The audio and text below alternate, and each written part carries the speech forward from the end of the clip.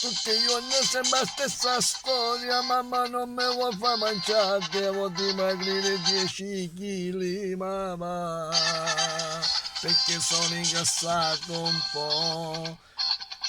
L'insalatina non mi piace, meglio non piatti e maccheroni, le carotine e gli spinaci, ma che n'accia a fa?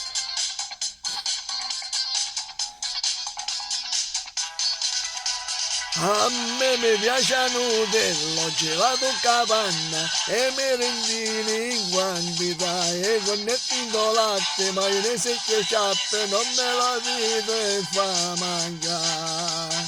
Mamma caffè e tacchine, un uovo bollito, a pranzo me lo fa mangiare.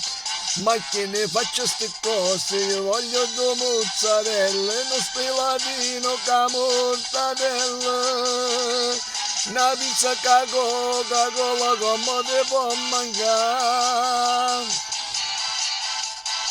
E se per le panzarotte volessi stare. A me mi piace la Nutella, panina a porchetta, voglio prosciutto ca pancetta, non voglio brodino, non melluzzi a pastina, sti cose fanno male a me.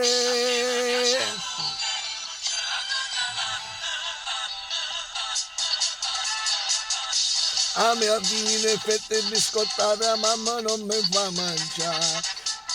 Poi una mela a scuola in da cartella con sempre riceve può buttare.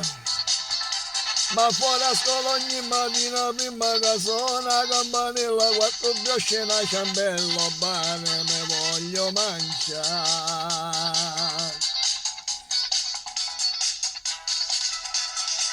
A me mi piace la Nutella, gelato capanna e merendine in quantità, io cornetto in latte, maionese e ketchup, non me la dite fa mangiare. Mamma caffè e tacchino, un nuovo bollito e pranzo me lo fa mangiare. Ma che faccio ste cose, voglio due mozzarelle, uno spelatino ca mortadella, una pizza ca Coca-Cola, come te può mangiare?